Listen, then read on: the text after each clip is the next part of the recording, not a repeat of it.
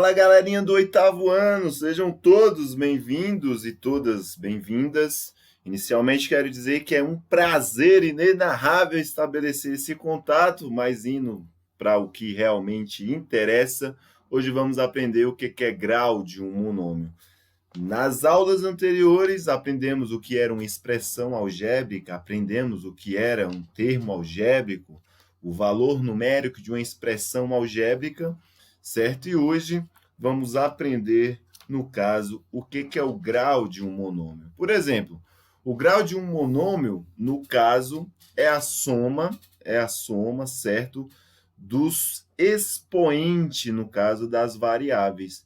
Por exemplo, eu tenho esse monômio aqui, ó, 6x ao quadrado vezes y à quinta. Qual vai ser o grau desse monômio? É a soma dos expoentes, no caso das variáveis. Por exemplo, a variável x, ela não tem um expoente 2, a variável, no caso aqui, ó, y, ela não tem um expoente 5, então o grau vai ser o quê? 2 mais 5. 2 mais 5 igual, no caso, a 7. Então, esse monômio, no caso aqui, ele é do sétimo grau, certo? Agora, veja bem aqui, ó, o monômio menos 1/3 vezes AB, certo? O grau dele é, no caso, quanto? Grau 2. Por quê? Porque o meu A ele tem um expoente 1.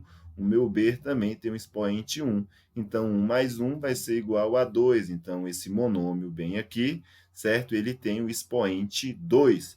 Temos aqui, no caso, o monômio, que tem um número racional, quer dizer que, ó, 5,1. Então, ele tem um y elevado a sexta, então, como ele tem essa única variável, então o grau vai corresponder ao valor do expoente dessa única variável, que no caso é 6. Então, esse monômio, o grau dele é 6. O monômio, no caso aqui, ó, 10, certo? Ele não tem a parte literal, por ele não ter a parte literal, certo? Dizemos, no caso, que o grau dele é 0, por ele não ter, no caso aí, variáveis, ou então variável, certo? Beleza? Então, nós temos aqui, ó, o monômio 3x ao quadrado vezes y à quinta. Ele fala, podemos dizer também o grau do monômio em relação à variável. Por exemplo, se eu quiser dizer que grau, no caso, é esse monômio em relação à variável x, eu vou dizer, no caso aqui, que ele é um monômio do segundo grau, certo? Considerando apenas a variável x. Mas se também eu quiser considerar apenas a variável y, eu posso dizer que esse monômio é um monômio do quinto grau. Esse outro exemplo aqui, ó, menos 1/2 vezes a ao cubo vezes b. Ele fala que esse monômio é do primeiro grau, levando em consideração apenas a variável b. Mas se eu quiser levar em consideração, no caso, a variável a, ele vai ser, no caso, aí, do terceiro grau. Beleza? Depois de estudarmos isso, precisamos saber algo que é extremamente importante para a gente aprender a somar, subtrair, multiplicar e dividir monômios. A gente precisa saber o que é um monômio semelhante, beleza? Olha só, ele é semelhante, eu não estou falando que ele é igual, beleza? Bastante atenção nessa parte. Ele fala o seguinte, ó, eu tenho esse monômio aqui, ó, 10x ao quadrado vezes y e menos 2/3 x ao quadrado vezes y. Olha só, eu vou dizer que esses dois monômios, eles são semelhantes porque as suas partes literais, que é o x ao quadrado y e x ao quadrado y, certo? Desses dois monômios são iguais. Então, eu vou dizer que esse monômio é semelhante a esse. E por esse motivo é que eu vou conseguir fazer operações de soma e subtração. Eu só posso somar e subtrair monômios caso a sua parte literal seja igual, nesse caso ali, x ao quadrado y. Eu tenho esses três monômios aqui, ó, 2,5 x ao cubo, meio x ao cubo e menos 4, certo? E menos 4x ao cubo. Eles são semelhantes, por quê? Porque eles têm a mesma parte literal. Qual é a mesma parte literal, no caso? X ao cubo. beleza? E aí ele traz uma definição aí mais formal. Ele diz o seguinte: quando dois ou mais monômios apresentam a mesma parte literal, eles são denominados de monômio semelhante ou termos semelhantes. Belezinha? Super fácil, né? Isso daí. E aqui eu coloquei alguns exemplos aqui, ó, do que seria, no caso, monômios, né, com termos aí semelhantes. Veja bem, esses dois aqui, ó, por que que eles são semelhantes? Porque eles têm a mesma parte literal, que é x ao quadrado y. Esses aqui, por que que eles são semelhantes? Porque eles possuem, no caso aí, a mesma parte literal, a ao quadrado, b ao quadrado.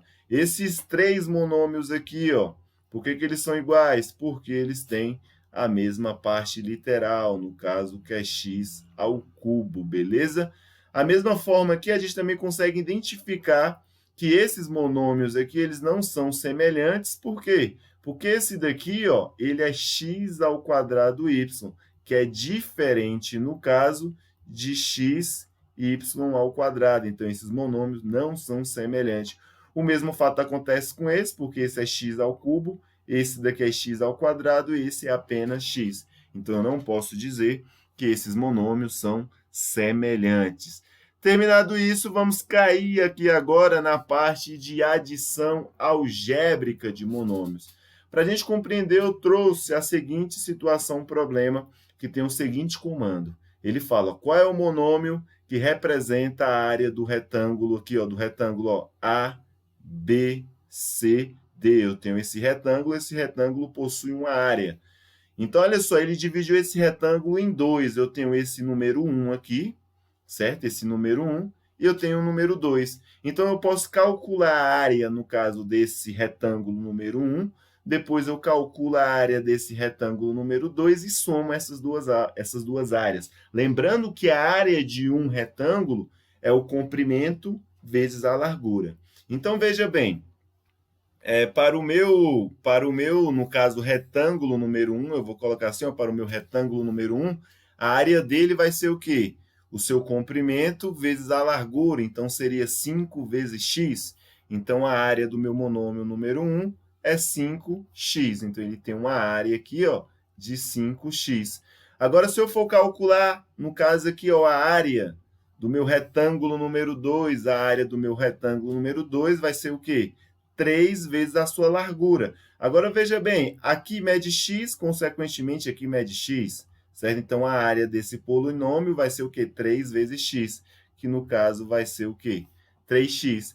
Então, olha só, a área total do retângulo A, B, C, D vai ser o quê? A área 1, certo? Mais, no caso, a área 2. Então, a minha área 1 ela é quem? 5x.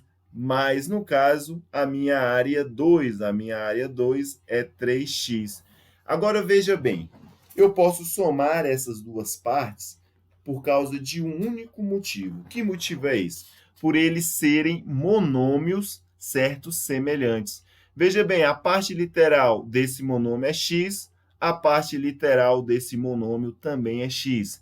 Então, veja bem, eu desconsidero essa parte literal e soma apenas os seus coeficientes. Veja bem, 5 mais 3 é 8. Agora, o que eu faço? Vou repetir a parte literal. Então, a área desse retângulo aqui, A, B, C, D, mede 8x, beleza? Então, isso daqui faz parte do processo, no caso, algébrico, beleza? E nessa parte daqui eu coloquei alguns exemplos aí para a gente entender, no caso, como é que funciona essa soma, no caso aí de monômios.